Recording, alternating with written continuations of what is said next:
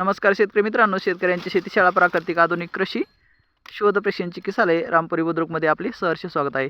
शेतकरी मित्रांनो, आज आपण आहोत किशनराव माणिकराव मोकाशी साहेब यांच्या शेतामध्ये आणि यांची ऊसाची लागवड आपल्या शेतीशाळेच्या माध्यमातून करण्यात येणार आहे. तर यांचं व्यवस्थापन आहे हे पहा. इकडं 5 ते 6 एकरचा प्लॉट होणार आहे. त्यासाठी बेने प्लॉट म्हणून गेल्या वर्षी त्यांच्याच शेतामध्ये ऊस त्यांनी लावला होता 86-032. तर 86-032 हा नीरा आहे. नीरा 86-032 बेनं थोडं बारीक पडलं आहे, काही हरकत नाही. आयबर्ड चांगला आहे, बेनं बारीक आहे पण डोळ्याची साईज चांगली आहे, एक नंबर, काही प्रॉब्लेम नाही. आता याला पुढचं व्यवस्थापन आपण असं करणार आहोत, बियाणं तोडून त्याला सीड ट्रीटमेंट करणं म्हणजेच बीज प्रक्रिया करणं. तर बीज प्रक्रियासाठी आपण इथं कल्चर तयार केलं आहे. तर त्या कल्चर म्हणजे ॲझोटोबॅक्टर, रायझोबियम, सुरमोनोट्राकोडर्मा, PSB, KMB आणि काही बुरशीनाशक बायोचे. त्याच्यामध्ये नॅचरल ह्युमस पण आहे. नॅचरल ह्युमसमध्ये आहे नत्रस, पुरत, पालाश, कॅल्शियम, मॅग्नेशियम, सल्फर, जस्त, लोह, मंगल, बोरॉन, कॉपर, मॉलिब्डेनम आणि क्लोरीन हे आहे. तर हे जे कल्चर आहे, या कल्चरमध्ये आपल्याला काय करायचं, ट्रेमध्ये बेनं घ्यायचं, छाटून कांडून. हे ट्रे आहे, बुडून घेतलेला ट्रे. तर हे ट्रेमध्ये बियाणं घ्यायचं, एक डोळा पद्धत, हे एक डोळा पद्धत करून असं एक डोळा पद्धत करून घ्यायचं आणि हे ट्रे ड्रममध्ये बुडून काढायचा. ट्रे ड्रममध्ये बुडून काढायचा आणि हे ट्रे उचलून परत आपली जिथं लागवड व्हायली तिथं आपल्याला घेऊन जायचं. ट्रे उचलून घेऊन जायचा आणि या हिशोबानं इथं जे ड्रीप आपण आतरला आहे 5 बाय 1.5 वर आपल्याला लागवड करायची. तर लेटर आहे आपलं 1.5 फुटावर ड्रिपर आहे आणि 1.5 फुटावर आपल्याला एक डोळा, म्हणजे 2 ओळीतलं अंतर 5 फूट आणि 2 डोळ्यातलं अंतर हे 1.5 फूट, अशा पद्धतीनं आपल्याला इथं लागवड करायची आहे. तर हे पहा, लागवड चालू आहे. तर हा आपला 6 एकरचा प्लॉट आहे. अलक्रॉप डेव्हलपमेंट 80-20 फार्मिंग बिझनेस स्कूलच्या माध्यमातून डेव्हलपमेंट करण्यात येणार आहे. –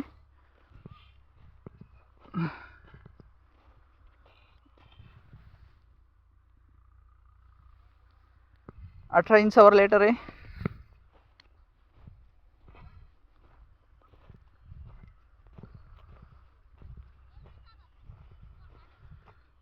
लागवड कशी करायची पाहूया एकदा.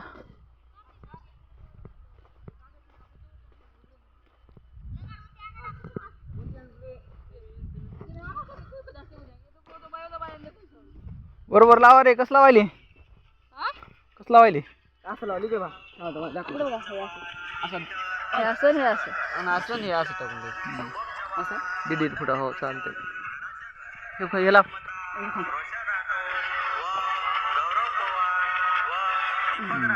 रे खोल घाल नका.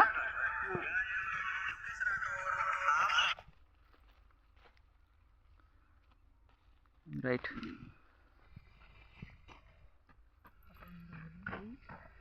सगळं भिजलंय ना, सगळीकडं भिजले, पाणी आलंय ना. ड्रिपर पण 1.5 फुटावा आहे आणि लागवड पण 1.5 फुटा होणार आहे.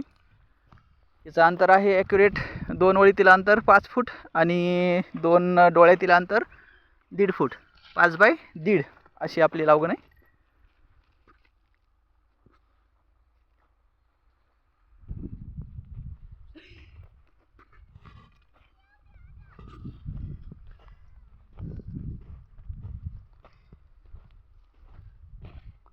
उभं टाका, आडवं टाकायला, कसं टाकायला, कुकर.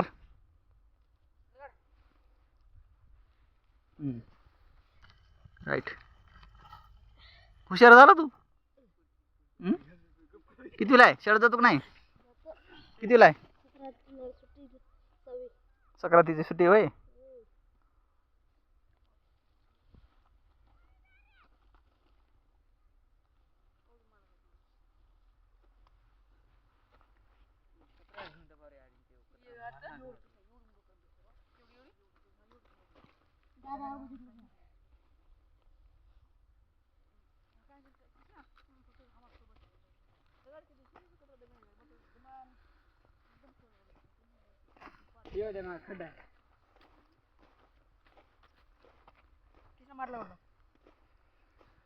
बेने छाटणी करून ट्रे कल्चरमध्ये बुडवून हे ट्रे उचलून आणलेलं आहे इथं.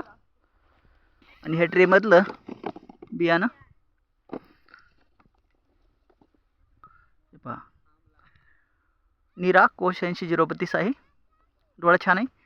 तर हे ज्यावेळेस आपण बियाणे ट्रीटमेंट करतो तर पूर्ण इथं फंगल इन्फेक्शन वगैरे काही साईड इफेक्ट जर झालेला असेल बॅक्टेरियाचा तर हे निघून जातो. त्यासाठी आणि पुन्हा पूर्ण कांड भिजल्यामुळं याच्यात रोगप्रतिकारक शक्ती वाढते आणि इम्युनिटी पॉवर चांगली वाढल्यामुळं कांड रसरशीत राहतं. रसरशीत राहिल्यामुळं जर्मिनेशनला काही प्रॉब्लेम येत नाही. तर जर्मिनेशन होण्यासाठी ही ट्रीटमेंट खूप आवश्यक आहे. त्यासाठी सीड ट्रीटमेंट करूनच ऊसाची लागवड करा ही विनंती शेतकऱ्यांना. छान व्यवस्थापन आहे.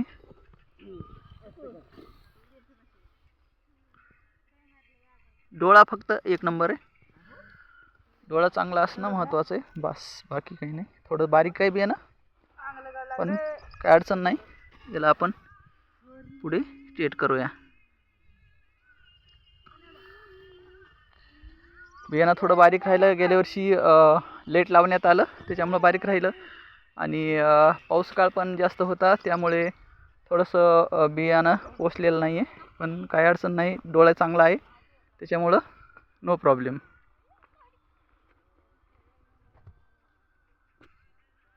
थँक्यू मित्रांनो. Wish you all the best.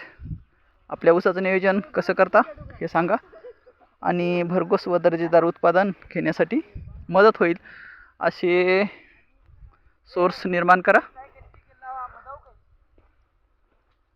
ही शेतकऱ्यासाठी एक उत्पादन वाढीची गुरुकिल्ली आहे.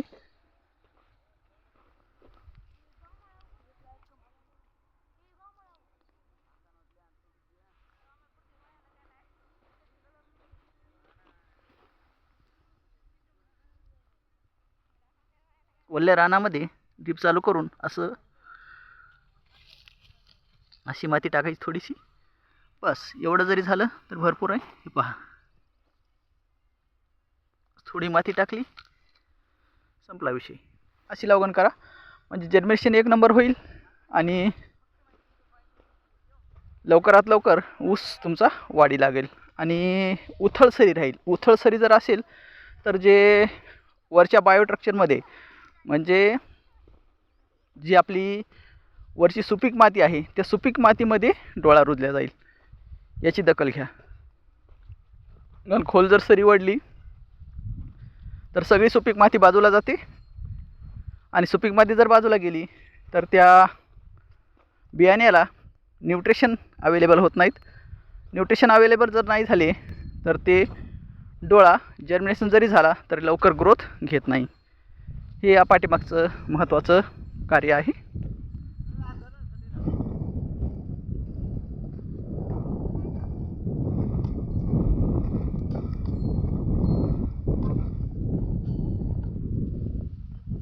बियाणं लय बारीक आहे हो. जाऊ द्या, चांगला आहे. डोळा एक नंबर आहे. डोळा एक नंबर आहे. डोळा महत्त्वाचा आहे आपल्याला. सगळे बघितले मी, डोळे चांगले. फक्त असं हे मुळे आलेलं कांशी आलेलं काढून टाका. हे सगळ्या मुळ्या फुटलेलं हे नाही टाकायचं. असं नाही घ्यायचं. हे मुळे आलेलं नाही घ्यायचं. त्याच्यामध्ये असं घ्यायचं. हे डोळा चांगला आहे. इकडे बघितलं मी. हे बारीक आहे बियाणं पण डोळे छान आहेत. काय अडचण नाही.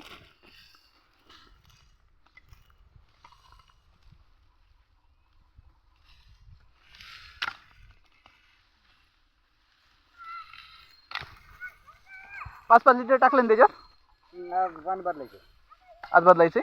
बरं, 2 दिवसाला बदलायचं. ते काय झालं, पाणी खराब व्हायचं. रात्री संध्याकाळी तिथल्याला ते भुजी काही खावं लागत ना. हां, ते पाणी खराब होते. मरी उतरायला मध्ये काय होत नाही. काय होत नाही. हां, काय होत नाही. ते बघा पाणी नसतं मग बदलत नाही. राहू आणि पुन्हा मग ड्रिपमध्ये सोडतो. काय का ना, चांगलं आहे ते. काय नाही. समजा थोडंसं जर काउंटिंग वाढवायचं असलं तर 1 किलो गोळ टाकायचा. संपला विषय. गुळ टाकतो मी त्याला. हां, 1 किलो गुळ जर टाकला तर काही अडचण नाही. थँक्यू मित्रांनो, wish you all the best. जय हिंद जय भारत, वंदे मातरम.